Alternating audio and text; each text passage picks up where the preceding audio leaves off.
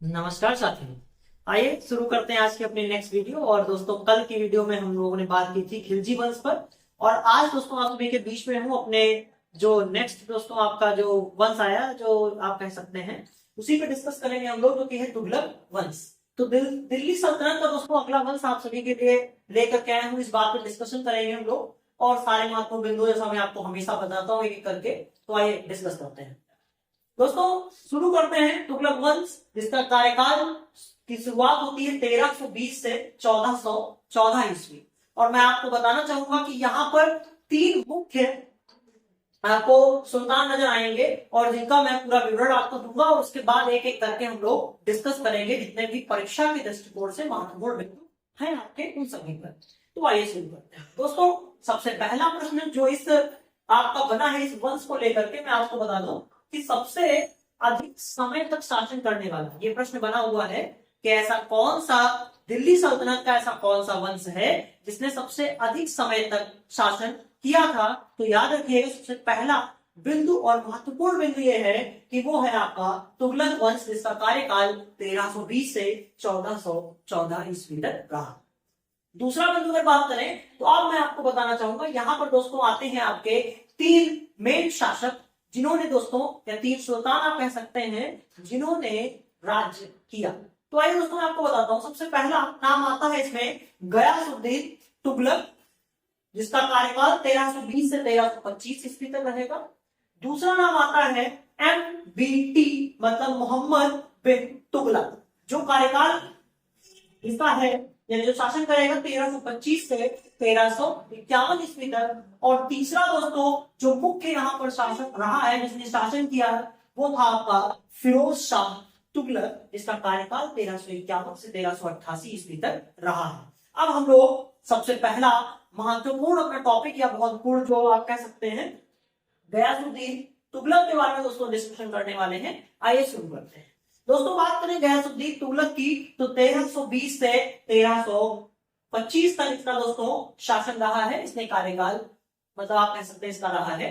बात करें पहले प्रश्न की, कि आपको बताऊं, प्रश्न आपसे ये बनता है कि तुगलक वंश का संस्थापक किसे कहा जाता है। इस प्रश्न को नोट करिए। तुगलक वंश का संस्थापक दोस्तों कहा जाता है गयासुद्दीन तुगलक, जिसे GST आप याद रखने के लिए शॉर्ट में कह सकते हैं। तुगलक वंश का संस्थापक GST, मतलब जो आपका गयासुद्दीन तुगलक। अब बात करें इसके नेक्स्ट पॉइंट की तरफ, तो आपको बताना चाहूंगा, ये प्रश्न बना है कि गाजी मलिक, इसका वास्तविक नाम क्या था। तो याद रखिएगा, गयासुद्दीन तुगलक का वास्तविक नाम था आपका गाजी मलिक।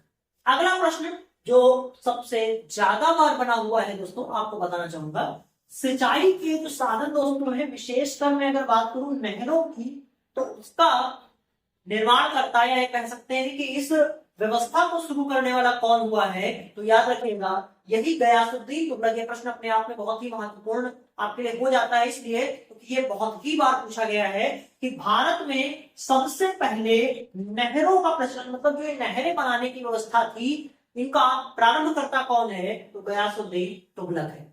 अगला प्रश्न, अकाल संहिता का निर्माण किसने करवाया था। तो वो भी दोस्तों आपका था गयासुद्दीन तुगलक। बात करें दोस्तों अगले प्रश्न की, कि तुगलकाबाद ये कहां पर दोस्तों आपका है।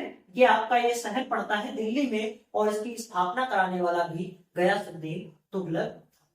अगले अगर बात करें दोस्तों, मैं आपको बताना चाहूंगा, यहाँ पर एक नाम आप देख पा रहे हैं, निजामुद्दीन औलिया।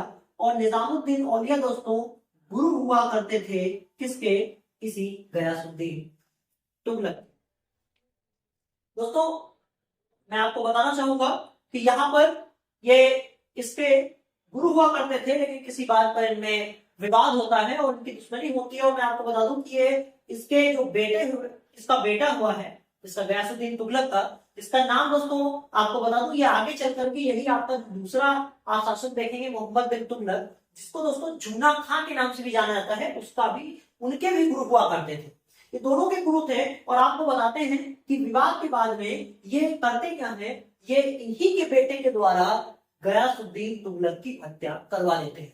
मतलब दोस्तों मैं आपको बताऊं कि मोहम्मद बिन तुगलक अपने पिता की हत्या कर देता है सिंहासन को पाने के लिए, या शासन को प्राप्त करने के लिए। आपको बता दें, निजामुद्दीन औलिया दोस्तों ये करते क्या है, मैंने यहाँ पर स्टेटमेंट लिख करके भी रखा है आपके लिए कि निजामुद्दीन औलिया की मदद से बेटे जूना खां, इसका नाम आपका अनदर नेम आप कह सकते हैं मोहम्मद बिन तुगलक, ने पिता जो आपका गयासुद्दीन तुगलक का था उसको लकड़ी के महल के नीचे दबवाकर मार डाला था। दोस्तों आपको बताना चाहूंगा ये बात उस समय की है, ये दोनों आपस में जो आप निजामुद्दीन औलिया देख पा रहे हैं, इनका जब विवाद ये दुश्मन हो जाते हैं गयासुद्दीन तुगलक के, और ये उसके की गुरु थे, इनके बेटे थे जिसका नाम जूना खां है, मोहम्मद बिन तुगलक है, उसके गुरु थे, और ये उससे कहते हैं कि मैं तुम्हारी मदद कर सकता हूँ आपको इस गद्दी को प्राप्त करवाने में। तो दोस्तों ये करते क्या है, ये गयासुद्दीन तुगलक है, ये जंगल में जा रहा होता है और ये लोग एक लकड़ी का दोस्तों एक बहुत बड़ा सा महल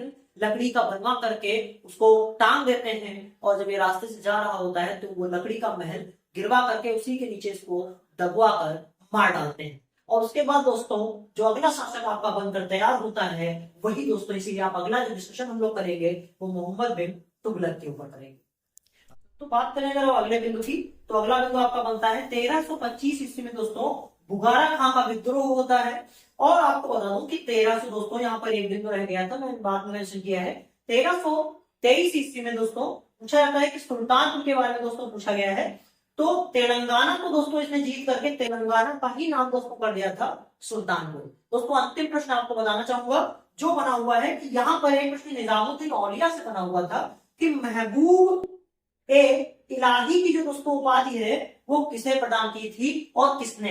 तो आपको बता दें कि ये जो महबूब ए इलाही की उपाधि है निजामुद्दीन औलिया को दोस्तों प्रदान की गई, और प्रदान करने वाला दोस्तों जैसा मैंने बताया विवाद बाद में हुआ, तो उसने पहले जो ये गयासुद्दीन तुगलक है इसी ने इनको कहा था महबूब ए इलाही, और उसके बाद ही दोस्तों ये विवाद होने के बाद ही इस चीज की हत्या करवा देता है। तो दोस्तों मैंने आपको जितने भी महत्वपूर्ण बिंदु है वो बता दिए हैं, उम्मीद करता हूँ आप तक ये अपडेट पहुंची होगी और ये जितनी बातें मैंने आपको बताई है सारा का सारा आप समझ चुके होंगे और आप अपने नोट्स भी तैयार कर ही रहे होंगे आप। तो दोस्तों ये आपको ये तरीका अच्छा लगा है और सारा कंटेंट आपको लगता है वास्तव में कि आपके लिए हेल्पफुल है, प्लीज एक बार मेरे साथ जुड़ने के लिए चैनल को सब्सक्राइब करें, बेल आइकन को प्रेस करें ताकि भविष्य में भी आपको आपकी तैयारी में कुछ मदद और बेहतर तरीके से आप कर पाए, इसमें आपकी मैं सहायता भी कर पाऊं। और दोस्तों यदि आपको लगता है कि मैं कोई और सुधार कर सकता हूं तो आप एक बार कमेंट करके मुझे जरूर बता सकते हैं कि मुझे और करने की जरूरत है। तो बहुत बहुत धन्यवाद दोस्तों मेरे साथ बने रहने के लिए।